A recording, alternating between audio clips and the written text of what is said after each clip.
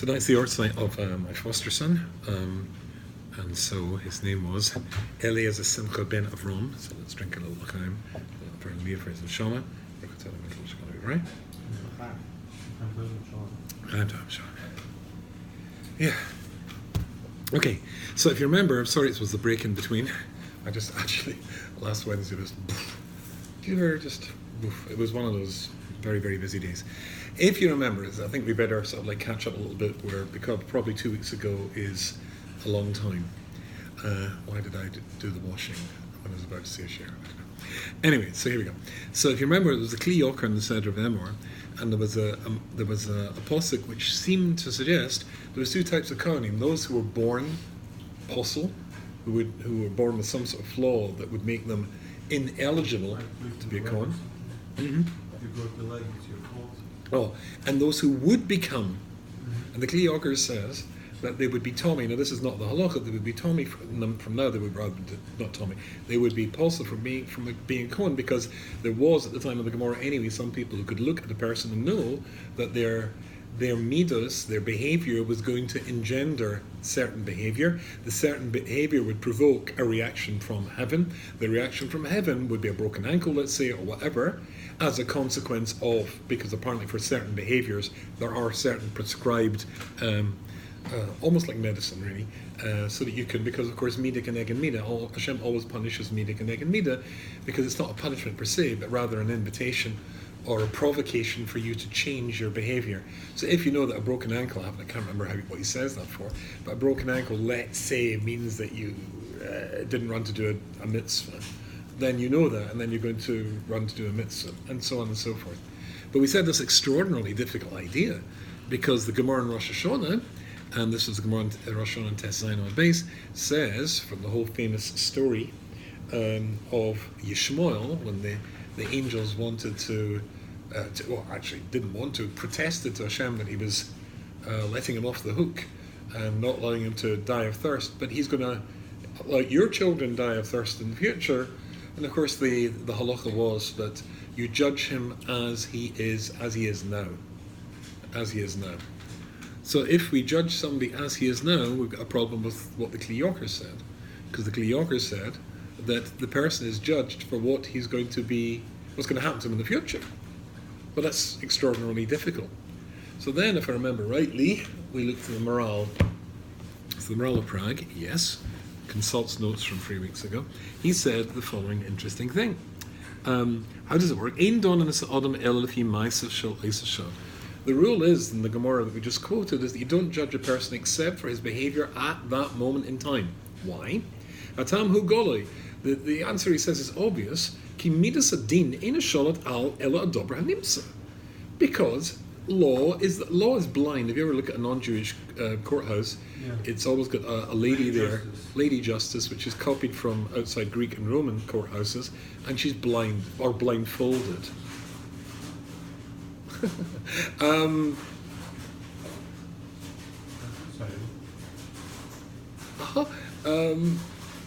I did this bit. It's about to take off. Sounds like a zipper. Oh, that sounds strange. That's what happens when I do the washing on why? Oh wait, does that sound right to you? You put the zipper, zipper? No? Sound to be a shark? You put popcorn in? Yeah. Okay, right, that was an interesting moment. Ladies and gentlemen at home, the washing machine sounded as being attacked. Anyway, so Tam Hugolai, we were talking about lady, because justice is meant to be blind, it's meant to be completely impartial. That's one thing. But the impartiality of justice means that it doesn't say somebody, oh, it's a shame, it's an ebuch, etc. Are you guilty? You're not guilty. Well, has a crime been committed? We're not interested at that stage, the sociological analysis of why the person did it, what was his background. Did he deserve it or not? It can only judge of a crime that's actually being committed. What do you think of somebody who's taken to court for a crime that they'd not committed? Because justice, prosecution, It's for something that exists, it's a reality. But for something that's not yet come true, how could the midas of din, how could strict justice have any part in this? So that's why it says that Hashem only judges a person for the state that he is in at that time and what he's done at that time. And that's more or less, I think, where we got up to. Am I right? No. I think we went a little bit further. And Ben Saramura notwithstanding. We'll come, of course, to Ben Saramura. So then, I remember we did do this. Then we had a look at Reb Shlom Volba in his Sefer Das Shlomo. My Mori Yemei wrote sign, so it's his some of his shmuz anyway in Elul. And he's got an essay called Harega v'Hanetzach, the moment and eternity, perhaps. So the Pasuk says, as we all know, Tomim ti im Hashem Elokechem. You've got to be perfect in your relationship with God. And what does that mean? So Rashi says, Al tachachar achri hasidos. Do not look into the future. So this is an admonition, if that's the right word, a prohibition to try and look into the future and see exactly what it's going to bring. Avram Avinu, famously, the Gemara in Shabbos talks about this in Kufn and Vav, when Hashem said you're going to have children, he said, I've looked into the future using my it's tagniniushly, my ability to look and read the stars, and I can see that I'm not going to have any children. Hashem says, Tzemi etzavnina shalcha. His response is, ignore looking into the future, ignore the stars, she'ein mazel Yisrael, because Jews are not affected by mazel. So this is the general rule that a Jew should not be looking into the future. Fine. So, but here he says something very, very interesting. He says, Al tachakar achri hasidus el kol masha maybe alecha kaba bahaba. Don't look into the future. Whatever comes your way, accept it. That's what Hashem wanted to happen. And if you do that, then you will be close to God, attached to God, and doing exactly what you're meant to do. So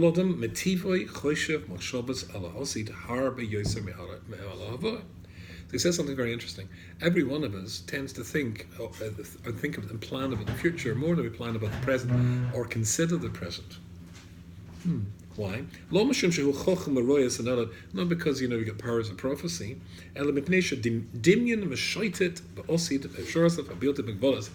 because your imagination opening up what the future might bring you, can lead you to, is limitless. You won the lottery. You bought a Lear jet and a yacht for $16 million, and you had a great fun. So people enjoy that. But he says it's a dimyon. The future is a dimyon because you can't look into the future. And I think we mentioned last time, and maybe not, but certainly all those who've looked into the future usually come very, very unstuck as a consequence of looking into the future. Paro sees there's going to be a boy child born who's going to save the Jewish people. How did that work out for him when he tried to kill all the boys, Egyptian and Jewish? Sorry? He ended up raising the Savior. Yeah, absolutely. He ended up bringing up the person who was going to save them. Haman did the same thing. Haman calculated the best day for killing the Jews. But unless you can see the whole of the future, then it's going to be in trouble. But leaving that aside, just a state of mind where you're looking to the future and planning and hoping, it's all fantasy. It's not real.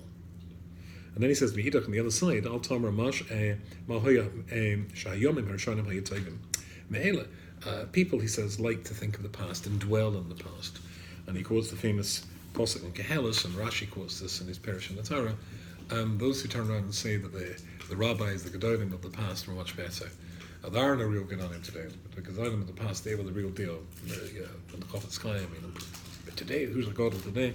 This, of course, Rashi says, is foolishness and of an incredibly high degree. And then he says, turning the page, and this is incidentally for those who like to look these things up, it's page Lamed Aleph and Lamed Beis. But let's go into why a person looks to the past and thinks about the past. You see it as it's almost the same as the English phrase here. We see the past through rose-coloured glasses. Bo here, clearly, more through rose-coloured glasses than we see the present in Lama. Why? Anything you could have achieved in the past, you've achieved in the past. The past is certain. It's certain. But the present's not certain, the future isn't certain. It's certainly not certain. But we like the certainty of the past. We like thinking about it. It's all done. You know, it's secure. You know how it ended. You know how the story of the past ended. I remember when I came here at first and I moved to America, and I was feeling rather melancholy one night, and I heard that there's a thing called Friends Reunited. I don't know if it's a British site or an American site, but you can go there and type in your name, your date of birth, and the school you went to. And if you get past about, half an hour of questions about what sort of car you drive and all this sort of marketing garbage. And then when you do that, then eventually, because all the people there, put up pictures, and there I was, as I think a 9-year-old, or maybe even younger, sitting at a table in some elementary school, primary school we call it in England, or Scotland. And there was a bunch of kids, and including me, whom I hadn't seen for a long time. And I thought, wow! And I remembered some of the kids around the table. There was a guy called David. I remember David. And what? Because it's a nice feeling because you knew it. It's familiar and it's nostalgia. Oh, but and after a while of this nostalgia trip, I it took me 2 hours to get actually into the site and join up. I immediately cancelled my membership. I was aware of the fact that if you dwell on the past, and people who do dwell on the past and think about the past and focus on the past are making a very simple statement. They're discontented or scared of the present or the future. Because the past is what? Why? Because the past. Well, in my case, I was feeling pretty low. Sorry? It was good times. Oh, it could be good times, but yeah, I'm saying, I said those who dwell in the past, who focus on it. That's the problem. Omasha hasik bo hu dover bora. Everything is happened there. It's already happened. Oh, sorry, I missed that a little bit. Behold, ma'adev is a soga a brewer. A person prefers certainty. Mi'ala avoided shatoises terem amrogeshes. The things that come before you're able to anticipate them. V'loy rak shema odiv oisa elahu barech michiyov avoidis ela cheshbon mishubazikurim. I missed this bit out. It comes out. Then chakika sa'osid, if you're to chakira sa'osid, looking into the future, concern to mimas. The Pasuk says you have to be a tomim with Hashem, looking to the future. That means a lack of trust in God, that He's going to send you in your life things that you're able to deal with. And la'over, and it comes to the past, the chasar ner is chokhmah. It's just stupid. Omna matzina ki ben sar amara. Now we come to the ben sar amara case. Is nida al shem seifa. But hold on a minute. So we're supposed to be focused on the present. He says. The present, the priority of the present, really. I suppose we could call the share the priority of the present. So the present is where we're supposed to focus. And yet the Ben Sarah Mara is needed not on the present for what he says, as you mentioned before, in his future.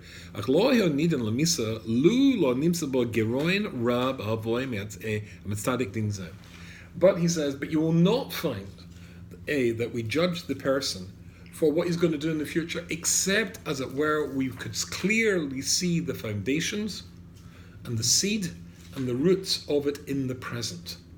So as the Gemara said, we only judge somebody for what he is now. But this is what he is now.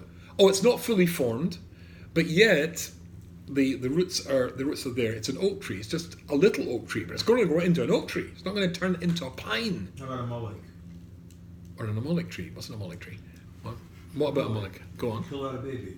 If you had a chance to kill baby Hitler, would you? Well, first of all, it's very hard to argue actually it's amalek. But the shkaf is certainly amalek. The shkaf. Or if you had a chance, if you could go back in time and kill Hitler as a child, would you? Halachically you're allowed to? Or hashkafically? Shkafa. The answer is no. Because he didn't show any, unless you saw he showed signs of it No. then. Oh, I mean, No, we're getting into very, very complicated. Yeah. He does it on next guy. Yeah. Morally, though. Morally, so Rabbi Ron Grzinski, who was burned to death with the Nazis, he writes an essay on this. I've got in my book called On the Derech, Answers to Questions that Answer Jewish Mind, that Challenge Jewish Minds. Sorry? You have the book. There's a whole essay on this, and he says that if you were to kill a Nazi, because, and that's probably what I'm calling now, if you were to kill a Nazi, because, I mean, exactly, if I had the ability to go back in time and kill Hitler, then he says, if you were to kill a Nazi in anger, or because you hated them, then you become a murderer. If you do it because the Beis Din's told you to do it, the halachas instructed you to do it, then you're an executioner. But if you interpose your agenda into taking a human life, then it's a murder. Now, this is somebody who's killed by the Nazis. That's somebody who's killed by the Nazis. So this is let's not go there. It's a whole different share. There's a lot to say in that, in actual fact. It's not so clear cut. Anyway, let's. So the answer is no? For the moment, the answer is no. Yeah. Mm-hmm. I'm saying just on the surface, you could say, just know that you can save lives. Sorry. On the surface, You you don't know you can save know lives. Yes. So Hey, Hitler. so here's. There's a lot of Nazis. So here, okay. I'm scared that this goes to a third year. Hold on. Very quickly. The Gemara in Sanhedrin, the Kuf Aleph, Amid base, says a famous Rashi that Moshe Rabbeinu comes to Hashem and says, "Lama harayos lama zeh." Why have you done bad to this people? Because now that I've gone. I mean, I didn't want to go. I spent a week refusing to go. But now that I've undertaken your mission and gone and told Pharaoh to let the Jewish people go, it's profoundly worse for the Jewish people. They're not supplying the straw and all that stuff with the bricks. And if there is a shortage of bricks, then they stick the babies into the wall. So lama rois lama zeh. And Hashem replies famously, "I know what I'm doing. Kautzim him." These children that are being killed are kautzim. That's not to say that every child who dies, God forbid, is a kautz, is a thorn, who's going to do bad stuff in the future. But I know that they are going to be bad. But he says, if you want, you can save one. And he picked out Micha, who not only did bad stuff, but seduced Moshe Rabbeinu's grandson to becoming the priest in the temple to idolatry they set up. Now this is an extraordinarily strange piece of Rashi, because the obvious question is, if we were upset by something that happened, and so as we last met each other at our shir, I think I told you, I certainly mentioned him in one of the shir, one of my, somebody I admire enormously, a friend of mine, somebody called Rabbi Yomin Moskowitz. Rabbi Yomin Moskowitz, he and I used to say shir at Oxford University in England, and when I was in yeshiva, before I actually met him, he lost 4 children one night in the fire. And I remember somebody recorded him speaking to each and every child as the casket was put into the hole in the ground. And I think I was able to listen to, he addressed each child by a sorrel, whatever the names were, I think I lasted about 20 seconds and I had this huge lump in my throat and I just couldn't go on. It was just horrible. A year later, his wife became pregnant, she was a little girl. Of course, they called her Nechama. She died 11 months later. And last week he got up from Shiva for his 6th child. A young woman in her 30s with a 1.5-year-old child who had cystic fibrosis who passed away. Well, sometimes you see something which is so completely appalling and like that. It's just, it was really, when I heard that, I was just terribly, terribly upset. But if at that moment in time a heavenly voice had burst through the clouds and said, Yehudi Yaina, heaven calling, don't be upset, we know what we're doing. That'd be fine. Okay, it would help enormously, right? So, because if you compare the spiritual level of Y.Y. Rubinstein, it's like you need an electron microscope to see me. I'm sort of like a subatomic particle. Compared to Moshe Rabbeinu, I'm an amoeba and he's Moshe Rabbeinu. If I get it, why doesn't Moshe Rabbeinu get it? Hashem says, I know what I'm doing. These are going to be bad babies, but if you want to save one, I'll say so. It's okay. If you know what you're doing, fine. I'll leave it there. But he goes and saves one. Now, I think the answer to this Gemara is that's in Sanhedrin. It's a Gemara in Brochus and Daf Yud. The Gemara in Sanhedrin Daf Yud is in Brochus and Daf Yud says Yud Amud Aleph. It says there that Chizkiyahu, not Melech, Chizkiyahu was deadly ill. He was terminally ill. But Hashem sends the prophet Yirmiyahu. I think it's Yeshayahu. Yeshua ben Amos, to go and speak to him. And so he goes and he speaks to him with a message from Hashem. You're going to live, you're going to die, and you're not going to live. Sorry? You're going to die and you're not going to live. Is there a way that you can die and live? Sounds very strange. So he said, what does that mean? So he says, you're going to die in this world and you're going to die in the world to come. You're not going to live in the world to come. To which Chizkiyahu said, what did I do that was so wrong? He said, you weren't Mekan Mitzvah Pruruvu. He avoided having children. So Chizkiyahu says, I saw with my Ruach HaKodesh that if I had a child, it would be a Russia. And of course, that was exactly right. What child did he have? Menashe Melech Israel, who was pretty bad. To which the Navi turns to the king, who's got Ruach HaKodesh, and says, "B'haini kasha d'Rachmana lamach." The calculations of God, what's that to do with you? No, Menashe Melech Israel killed lots of Jews, lots of rabbis. Right? He was a really nasty piece of work. So he was, in a sense, killing Hitler on a much smaller scale. Rather, he was strangling him at birth, or strangling him at preconception. He was going to make sure that he was not going to have any children, so there wouldn't be Menashe Melech Israel. And he gets it in the neck for that, as they say in England. It's nothing to do with you. Your job's to do what you're supposed to do. Right? And in your case, one of the things you're supposed to do is prove or revert. So that's all. Why don't you talk to children? The child's going to turn out. That's not your business. Right? So it's not so clear cut, but I don't want to go down there. I mean, I've got a whole show on that. If you want, we'll make that one of our topics in the future after Shavuos. But okay. Anyway, good. So let me read about Ahmad Sina ki ben Sir Amira Nidan al Shem Seifa. But he says, but the same Seifa is because we can, the Midas and Din, as we already established, cannot deal except with the present. We are dealing with the present. The Ben Sir Amira, the seeds are well established. That's why he's a Ben Sir Amira. That's what it's going to lead to inevitably. Interesting. Okay, we'll come back to that in just a second. But Garcina Rosh Hashanah Ein HaKadosh Baruch Hu Dana Adam Elav K'fi Shosha Hu Oimed Ba. So now he quotes our Gemara in Rosh Hashanah. We only judge the way you are. Shnei says Ki Shema Elokim Es Koil Hanar Ba'asher Hu Sham. Hashem listens to Yishmael Ba'asher Hu Sham as he is then. But then it's astonishing. They don't have to look into a book to find its history. This is Shemayim. They get what's going on. No, they look at the way you are. Because the moment of the present is the entirety of a person. The moment that you are in the present is where you're going to be in the future, and it is the culmination of where you came from in the past. So you can look at the past of a person by the present of the person. You look at the future of the person by the present of the person as well. We're of course leaving out the idea of tshuva. Okay. So on those lines, at the beginning of the war, you would have been able to kill Hitler. Sorry? Once the war started, you would have been able to kill Hitler. Why? Because you see what he's doing already. Snap. Oh, so at the beginning of the war. I thought you said beginning of his life. I'm sorry. Oh, that's different. Yeah, it's totally different. He's a Rodef at that point. Then he's a right at that point. Absolutely. Now Forget it. Even let's say before it started, you see what he's doing. The path is going down. At the Nuremberg marches. Trials. Oh, Nuremberg marches? Yeah. Way back then, yeah, go on.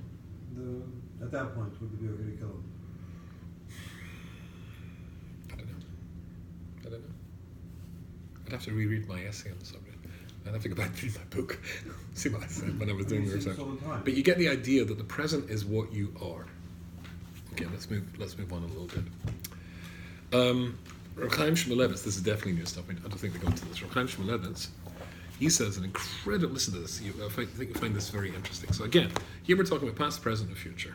Okay, this is a big discussion here. Okay, there's a Gemara in Chagiga, and it's Hey Amud Aleph, and the Gemara says, Isa says, Rabbi Yochanan ki motelahai kro bochi. When he came to this verse, he cried. What was the verse? Hein bekadushav lo yamin. A posuk in Eov. Right? Hashem does not believe in his holy ones. In what? Right. Sorry? I didn't hear.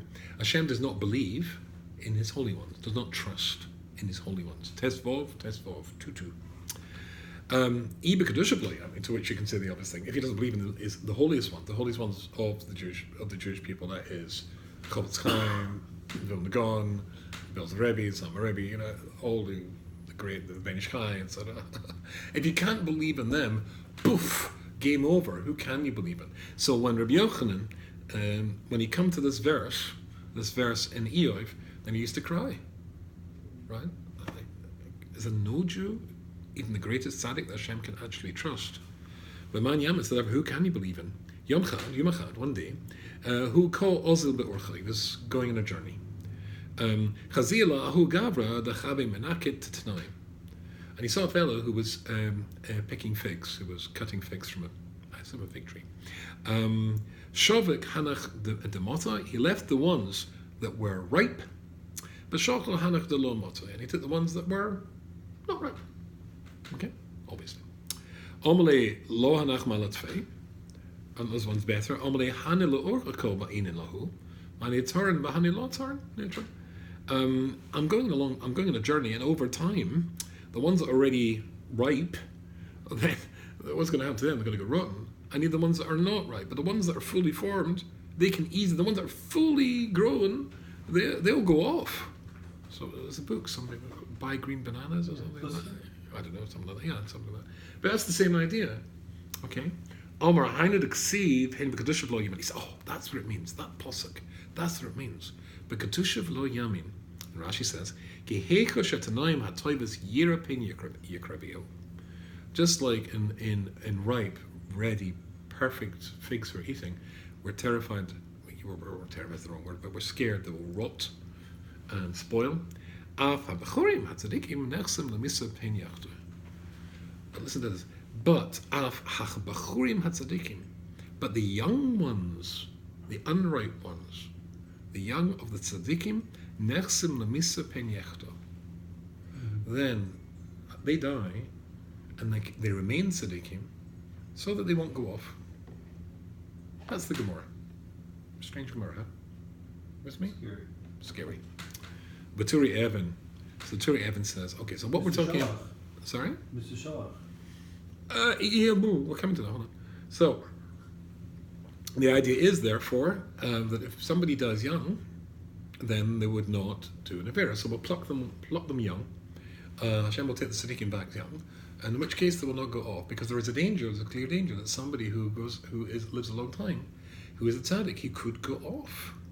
A tzaddik could go off. Okay? So this goes back to the Ben Sarah Amara. The Ben Sarah Amara could go off. It does go off. But even tzaddikim, the same process applies to tzaddikim as well. So let's see.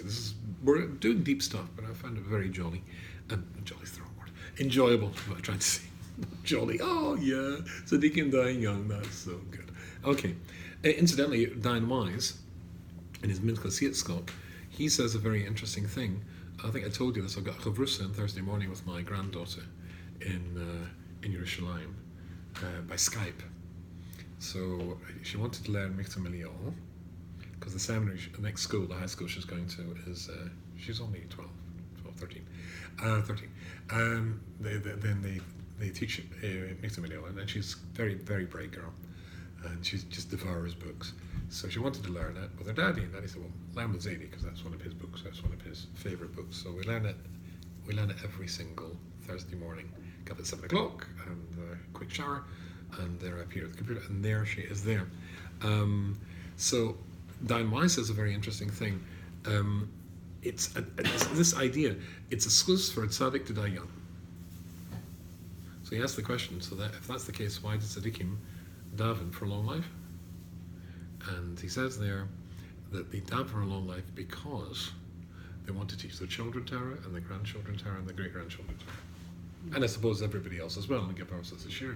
So I told this to my granddaughter. I said, so I want to thank you very much for wanting to learn music and keeping me here on the planet. That's the idea. Anyway, so he says, Baturi Evan Shom. So that's the idea. So therefore, when tzaddikim die young, they won't go off. Okay? He was upset with the idea when the Pasuk says, but Kedushav Lo Yamin, he doesn't believe in them, in his Kedushim, but if you take them young, then they won't go off. Because there's definitely a possibility of tzaddikim going off. Which takes us back to, where did you get that from? I thought we're judged from what we are now, not from the... Okay. Well, that's as a favor. That's as a favor. Yes, yeah, absolutely, it's a favor. But Turi Evan asked a question on this, or two actually. Shari, Kama become a tzaddikim zeichel miruch examin. Well, that doesn't make any sense. Because many tzaddikim had a very long life, and, they didn't get spoiled, they didn't go off. So this idea that we'll pluck them young, and so they'll not go off, many tzaddikim. The Chol Chaim lived to be very old. Aaron Leib just died, was he 103? Etc., etc. This model seems to fall down. The Inakodesh Baruch Masala Kakedim Zmanim, he doesn't bring them before their time. Because he's scared maybe they'll die. But yes, Akasha, even more difficult, and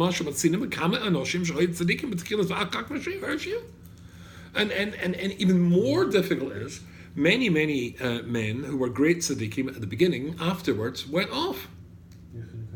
Yeah, come on, Yochanan Kohen Gadol. So Shemesh Bekuna Gedela Shmanim Shani lived there he was the Kohen Gadol for 80 years. But Seif Nas Tzaddukim became a Tzadduki. So if that's the case, so why didn't Hashem pluck him? If this model is that Hashem takes people who are in danger of going off, so take Yochanan Kohen Gadol before he got to his 80s, he became a Tzadduki. Okay. But Lama Lasif Kadosh Baruch Hu Kohen Zmani. Or Das Rova Tzaddukim Ikarohu the Sefer Shor is going to tell us what Gemara says, which we're going to look at in a second. So V'nira she'ein hadavorim amri b'kol tzaddik. So therefore he says it doesn't apply to every sort of tzaddik.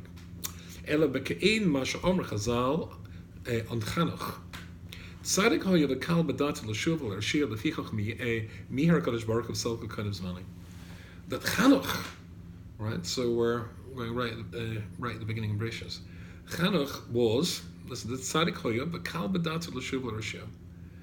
But he could easily have slipped up and go back to the bad guy that's, the ingredients within him. So Hashem took his soul. When is it, therefore, that a tzaddik will be plucked early to stop him going off? If he was a Rosha and then became a tzaddik. Okay. When is it that Hashem is going to pluck a tzaddik young to stop him going off? If he was a Rosha, became a tzaddik, and then that flaw could easily re-emerge, and to stop that doing it, that's when Hashem takes them. But when it comes to somebody like Yochanan Kohen Gadol, he wasn't a Rosh to begin with. That's the answer of the Gemara. Okay, fine. Right. Let's see if we can go a little bit further than this. There is a Gemara. Make sure I'm on track for my plan. Yes, good. Brachas and Koftes. So here's the Gemara and Brachas. Koftes.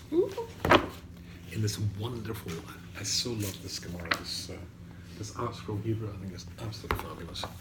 And for, when you get a sticky bit of Gemara, this is I bought myself this. I'm quite proud of it. I bought myself the whole shop. Anyway, the Gemara is talking in Koftes Samad Bey is the following thing. The Gemara says, Tanur Banan, Shimon Abakuli Asadir Yudches Brachos of Rabban Gamliel. So he arranged the Shemona Esra. On the Seder b'Yavna and Yavna, but Omalei Rangabil Chomim and Rangabil said the Chomim Klum Yesh Adam Sheyadeh Latakin Birchas Tzaddukim. Well, as we know, of course, there's not 18 brachas in the Shemona Esra. Rather confusing than there's 19, because of course they included or they added a 19th bracha, which was against the Alam Shinam Al Tehisikfa, against the Tzaddukim, against the Apikorsim who were doing such devastating damage to Klal Yisrael. And who did that? So Amud Shmuel HaKotten. Shmuel HaKotten stood, V'tatnum Lashona Acheres, and what happened was, he added the second one. Lashona Acheres, Shikha V'hashkevbo, Shtaim Shloshim Shos. So he was davening at the Amud, and when he got to the Va'alam Al-Shinim Bracha, then he stopped. He started it and then stopped for 2 or 3 hours. V'lo haluhu. And they didn't ban him from davening. So the idea is like this: it was a bit of a way of exposing who was a tzadduki, because if you're a tzadduki and you're going to say in public, and the tzaddukim should have no hope, then you know what? Ta-da! In fact, I was in Costco, Jewish Costco, 2 nights ago, and there is I don't know his name, but it's a famous Rosh Hashiva from Eretz Yisrael visiting his son here. His son is a character. He sometimes davens in Shor Yoshev. Can't remember his father's name. He wears little brown glasses. Do you know what I'm talking about? Anyway, a famous Rosh Hashiva from Eretz Yisrael, and so he introduced me, and what were we talking about? Costco. No. What were we talking about? Him and I at the time. Something about cheese. Of course, famous Rosh Hashiva in Costco from Eretz Yisrael, cheese. So he saw I'd bought some cheese, and I don't know, I got onto the subject about hot pizza or hot food. And he says, of course, because the Gemara says if you eat cold food in Shabbos, you've got to be choshes that you're an apikars. Why? Because the Tzaddukim said, and the apikarsim said, you're not allowed to cook in Shabbos. They took it literally. Of course, we know that's not true. You're allowed to keep stuff warm, but they took it to be literally not allowed to have anything to do with it. Same thing here.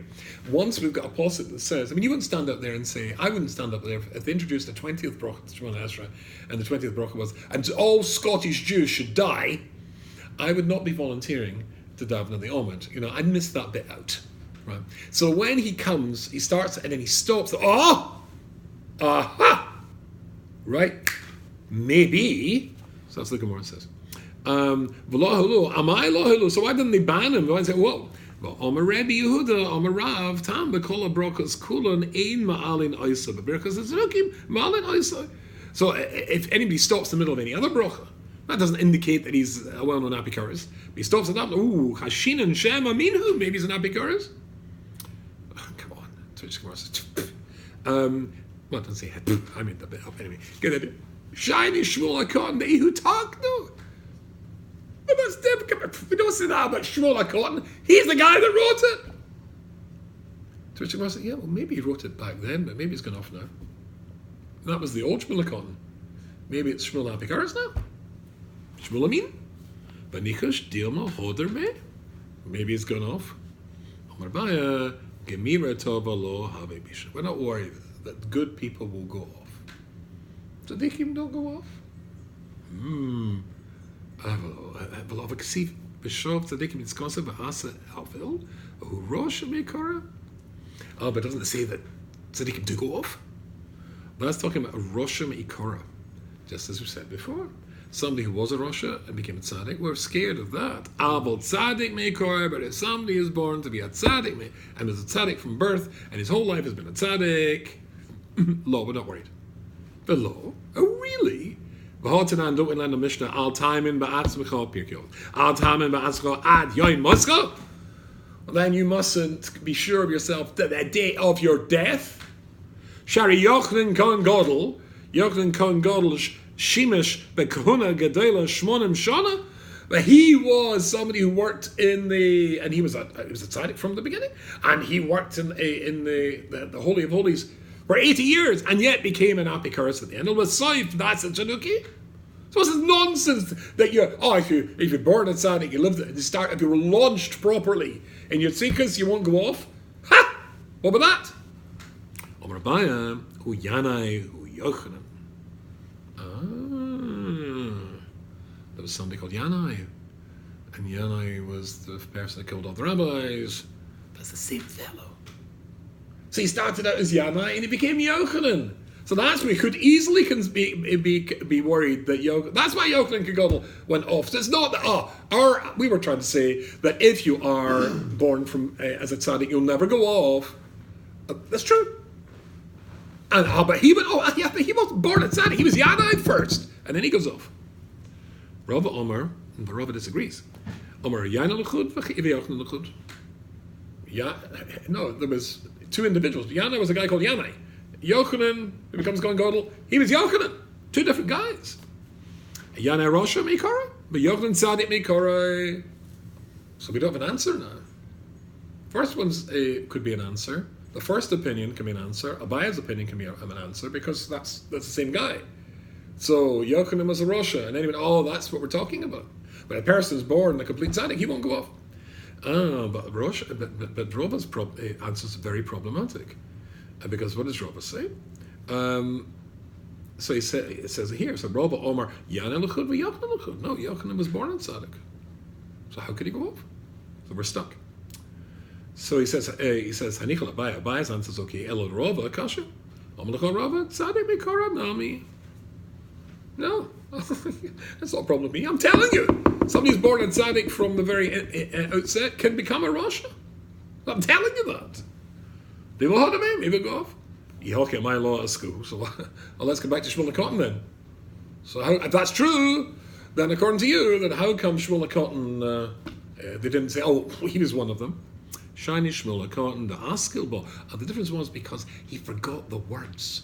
But he started the brocha. I've seen that many times. I'm once in Glasgow. The have based in Glasgow was a fellow called Zeev Gottlieb, Wolf Gottlieb. He was a big tzaddik actually, which I didn't know at the time. He saved hundreds of kids from the Holocaust. Didn't know that. Remarkably interesting man. Anyway, I was terrified of him. I was just a kid, as a teenager. Dying Gottlieb, terrifying fellow. Why am I telling you that? I once heard him. Maybe it was Silkastara, to be fair. They have whiskey in Silkastara in Scotland. I don't know why. Anyway, so basically, he got up to the gave him a Leah, and he made a Motzi Lachim Orange. He was a dying. I wasn't quite so scared of him after that. When I was in Gateshead Yeshiva, I was in Rabbi Ron Gurevitz, who's the Rosh Yeshiva. I mean, he's just one of the. I mean, I'm just in awe of Rabbi Ron. I was in Yeshiva for 2 years, and I was terrified for 2 years about to say anything, you know. And then once I asked I think after a year or so, I plucked up nerve to ask a question which he didn't think much of. But he went away to Eretz Yisrael for his first shidduch.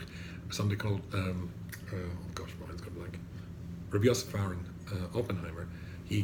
Another big Maggid Shir in Gateshead, he took over the Shir, and he based on the same sugya his entire Shir on my question. I remember the entire Shir, there were 200 guys looked around them, so they all looked at me and I went. But anyway, but after that it broke down the fear. But sometimes, you know, I'm sure we've had that, you know, you can't remember. Have you ever happened Shemana Esra and not been able to remember whether you said Yada V'Yava, or if it's Rosh Chodesh, or what your name is? You know, these things get problematic. But the thing is, he started it. He started this, and because he started it, then obviously this is not him. If he was an Abikaris, he wouldn't say it at all. Right, I'd say the 20th bracha was all Scots Jews should die. I would not even start the blessing. But you know, if you start all Scots Jews should die, and then whatever it is, Hashem, blah, blah, blah, blah. No, but he started the bracha of against the Apikorasim, and I just forgot the exact word. And it says, interestingly, I haven't had a chance to look at this, 2 or 3 hours. 2 or 3 hours. Don't Rav Yehuda Omarav, Itim Rav Yeshua ben Levi, Lo Shona Elisha al Haskabov, Abel Haskabov, Gmar. No, just he couldn't finish it. I can't resist telling you that the Ben Ish Chai, whom I mentioned before, he says something which is, this is remembering from 2 weeks ago, but he says something which I think is very interesting here. So as Rob is saying that Abai is wrong, the Lashon was that Abai has a tradition that these, that if somebody is a tzaddik ben tzaddik, you won't go off the derech. Does Rob argue with us? He said very interesting. He said no. He says a tzaddik ben tzaddik will not go off the derech. Listen to this. Boom. Sorry. Sorry. Born from a tzaddik. Sorry. Thank you. FFP. FFP. Okay. A little bit different. Better. CFP. Okay. Tzaddik from birth. Never thought that before. And C. You can't say C. Try to say C in English. Tzaddik. Okay. It has to be TZ. Okay, so basically, no, what he says is like this, that he's not arguing with that, it's just he wants to qualify that. He says no, and he says that he's learning it, that he will go, indeed, a tzaddik who's born will not go off if he's a tzaddik who's marbitz Torah. Ooh, that's interesting. Yochanan never did that? We don't have a record of it. I didn't, because the shir was so long and we're going into deep waters into part 2. I mean, I did want to start to delve into why Yochanan went off, but I thought that's just. He didn't have that protection. I'm going to tell what Rabbi Dessa says in a second on this. So let's just go to Rabbi Dessa's here. Saying you're asking, saying you want to know. How are we doing for time? Oh, awful. Rabbi Dessa says the following thing in page 144 in Chelik Hay of Miktzah Meliyahu. He says. Bekein hu the Issa b'Yochanan kan Gadol. He talks about Yochanan kan Gadol, or Gemara. L'chor tzarech Ian. This needs a real treatment and some serious thought here. Harikol kan Gadol mishamish b'Yom Kippur lifnei maskir shema mufurish. Every kan Gadol goes into the Holy of Holies, and he says the shema mufurish. This is interesting. You know, at the time of Churban Ba'asheni, or before Churban Ba'asheni rather, time of the Second Temple, there was hundreds of Kohen Gadol. It was a political office. You bought it. It was sort of like, you know, in England they buy knighthoods. If you want to become a Lord Rubinstein, just give a couple of million to the Conservative Party or the Labour Party. Not the Labour Party. Not anymore. And basically, you know, you'll be on the next, you'll be Lord Rubinstein, you know, that sort of stuff. So here, when it was bought, and there was just, why was there so many of them? And if you look at the history books, you know, every year there was a new Kohen Gadol. And there was lots of murder, there was intrigue, political stuff like this. And just struck me, I'm telling you now, it just popped into my head, but I remember from the history books that, I mean, the Jewish history books, at that time there was Kohen Gadol every 6 months, every 3 months, all hail George, the new Kohen Gadol, boom, well, not boom, but boing, twang, in those days. And all hail Henry, the new Kohen Gadol. I don't think they're called Jordan. Anyway, never mind. Anyway, you get the idea. And why? So listen to what he says here. The thing is, and you say the name of Hashem. And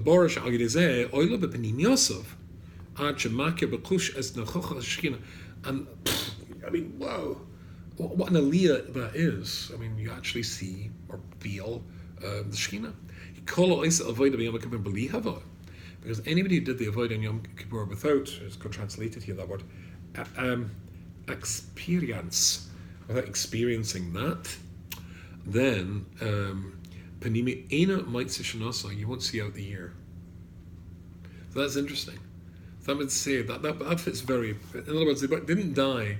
There's a klala. If you go into there, you've got the Kohen Gadol, and you're not on that madrega to be there. And he said, first, you're going to die in the coming year. Okay. And he denies the whole of Torah Shabbat Peh. So he says, Rabbi Desta says, listen to this. You do it. When the Yetzer Hara is doing its stuff, there's no mention, no remembering, no. You're unaware. You've completely forgotten you've got a Yetzer Tov. The Yetzer Hara pushes you out completely. Gemara in Zorim in Lamed Beis Lamed Beis. Kedei la'amad b'nesoyin hanal, to pass the test of a full frontal attack by the Yetzer Hara, tzorach odam la'amal b'shar yom hashana. You have to work very, very hard through the course of the whole year.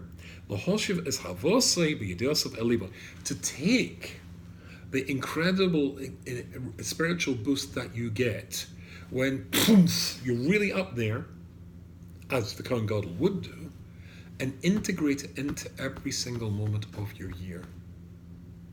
Or the incredible spiritual boost that you got itself becomes a liability, because Kol HaGadol Mechavera Yetzer Gadol Hibenu, the higher you are up there, the more the Yetzer Hara is going to attack you. Mm-hmm. So you have to take it and put it into your everyday experience. So he's vulnerable. Vulnerable by the very experience. He goes on to talk about that's exactly why, he brings up Ramban, that's exactly why Klal Yisrael were vulnerable after Midday goes off, because they just heard God speaking to them. That's the highest level.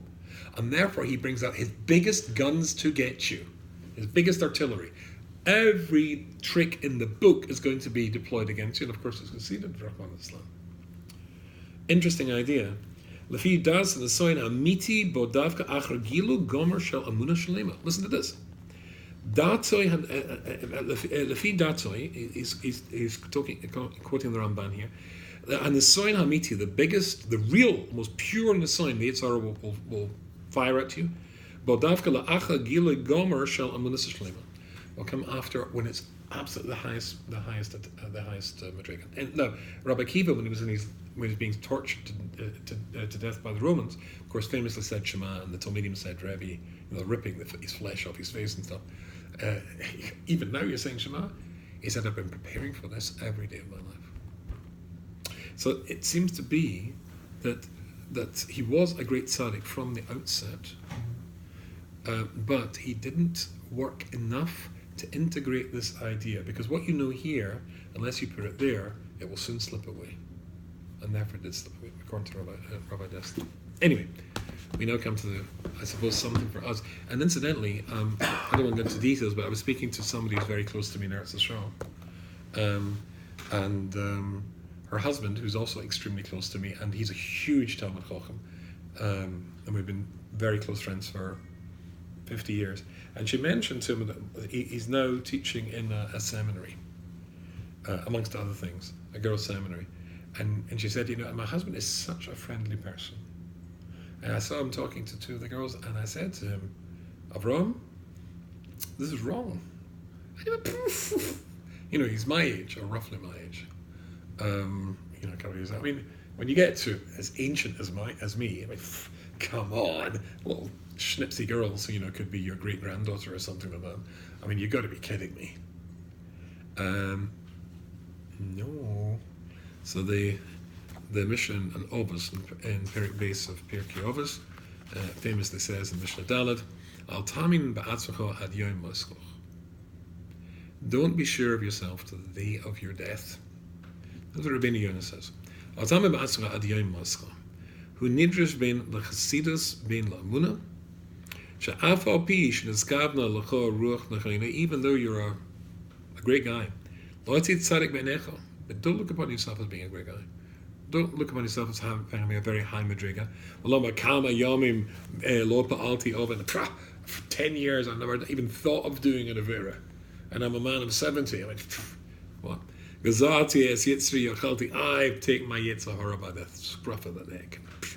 Every time, I saw him off every time. Misgaber love and Nutzachos, I've fought against, I've beaten him. I'm the winner in this fight. He'll never get me. He's after you all the time, every moment of your life. You know the famous story about Rosh Salanter. No, it's Chaim Volozhin. Chaim Volozhin was once going back in the train to Volozhin, and the train was full, and they had compartments in those, a corridor and sort of like compartments. And all the Balkrim left him on his own. Just as the train was about to leave the station, an old non-Jewish lady rushed along with her bags, finds the train completely filled with Jews, except one compartment has an old guy with a white beard there. So then she goes, and she sits down, and up he gets, and takes his cases and gets off the train. And when he got back to Volozhin, a couple of days later, the Balkrim said, Rebbe, hat der Mörder von an alter Schicks? He said, Nein, ich hat Mörder von an alter Shulchan Aruch. You intimidated by an old lady? You worry about old ladies? No, I'm worried about an old Shulchan Aruch. Doesn't make a distinction. Hilchos Yichud, she's old, she's ugly, she's young, it doesn't make any difference. You shouldn't be alone with a woman. Finished, fartig. Oh, you think the Yitzhahara you're immune to the Yitzhahara? She'yensecha oiskam amalechthecha b'lalom b'lachoshem b'divrei alakim chayim. Amarakid lefenecha, madubar al libecha, lahadsach l'shon l'sod ba'oretz l'hasach b'derech. A whole Arika says, don't think that you're immune to him. At the end, he says, l'bal tamid min minim, and therefore you should never learn from minim, even afilo mina devorim hamitim, even if minim apikors and tell you good stuff. There is emes, and you know it's emes. Keep your gossip around, because that's how he can get you. There's a million ways he can get you. And just to finish with Rabbeinu Bechaya, al tami ba'atzcha ad yom moischa kalemer al tismach al chachmoscha. Don't rely on your cleverness and your wisdom and all the tactics you've worked out. And your confidence that you'll not fall. As long as you're breathing, he's the hunter is out to get you. There's never been an enemy like this guy. He says, because you've got to fight against somebody attacks you, and you beat him to a pulp. So after he recovers, he comes to get you again, beat him to pulp again. If you beat him to pulp 3 times, he's not going to start with you anymore. That's not your Yitzhahara. He's going to fight with you forever and ever and ever. And Rebbe Lapin told a story, a true story which he witnessed with his own eyes. There was 2 sisters, and they had one of these old Faribals, old Brigases that they got in their home. And these 2 sisters didn't speak to each other for 50 years. And one of them was dying, she was on a deathbed. And so she said to the rabbi and all the people around about her, she'd like to see her sister. I never do.